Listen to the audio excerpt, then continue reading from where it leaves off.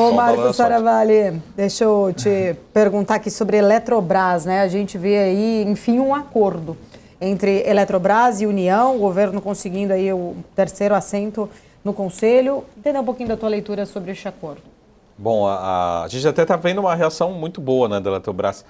Olhando para os ativos em bolsa, na nossa opinião, é um dos ativos, ou ativo que é mais descontado em bolsa quando a gente pega uma metodologia, uma métrica que a gente chama de taxa interna de retorno, quando a gente compara real, né? Ou seja, acima da precificação da NTN-B, enfim, da curva de juros de longo prazo, de qualquer métrica que você pegue em relação ao fluxo de caixa, a gente vê um ativo muito descontado. E de fato, né, é uma empresa muito grande, né? E no Brasil, acho que diferentemente do passado, como a gente teve as privatizações, esse foi um processo muito ruidoso, muito ruído, e que tem algumas pendências ainda no curto prazo, né?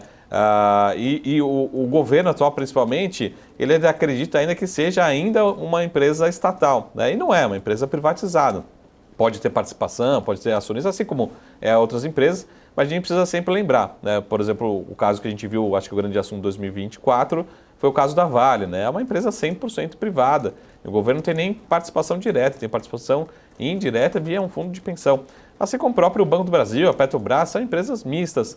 No caso da Eletrobras, é uma empresa privada, uma empresa também com capital distribuído na bolsa, você pode ser acionista, pode ter participação, ok, né? Todo mundo pode ser acionista dessa empresa, mas é uma empresa que já foi, dentro dos termos, privatizada. Mas ainda, ela é vista, pelo menos na minha opinião, como se tivesse uma participação ativa do governo. Então ainda tem muito desconto.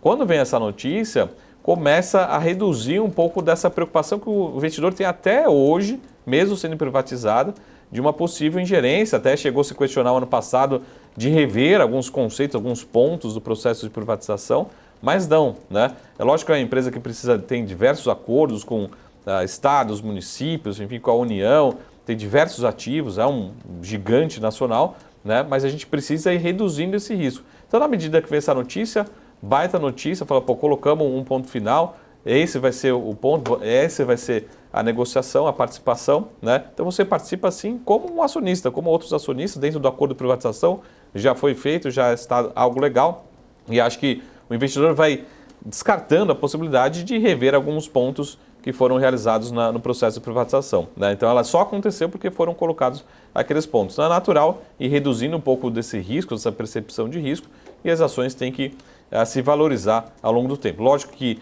é muito difícil falar assim, Marco, quanto deveria estar subindo hoje? Deveria subindo 2, 10, 20%, é muito difícil. Mas eu acredito que no longo prazo, depois dessa notícia, a gente vai começar a reduzir a percepção de risco. Então, certamente, a gente vai ver relatórios de bancos, de corretoras, falando, ó, pessoal, eu preciso reduzir o que a gente chama aqui de taxa de desconto, de beta utilizada, ou seja, a percepção de risco, e isso todos os acionistas, principalmente, saem ganhando, tá? Então, a gente talvez veja a valorização hoje, e, na minha opinião, talvez veja a valorização ao longo do ano, após essa notícia, com menor percepção de risco na Eletrobras. Ainda tem muita percepção de risco e por isso que o ativo, na minha opinião, ainda é muito descontado, né? Deveria subir mais? Sim, mas também não vai subir tudo num dia só, num único dia, né? Saravalli, rapidinho aqui, 30 segundos. A sua preferida no setor elétrico e mais defensivo assim?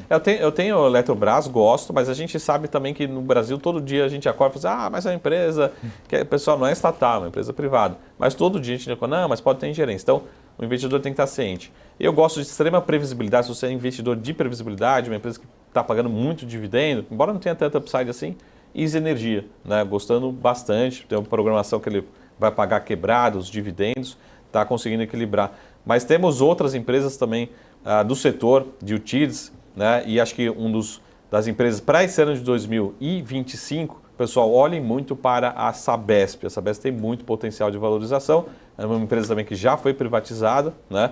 E na minha opinião, também acho que é consenso de mercado, ainda longe de precificar todo o potencial que está sendo feito nesse novo estágio, né, de Sabesp. Mas também já não é um case mais de dividendos, tá bom? Então, para cada um tem um perfil, um gosto aqui diferente.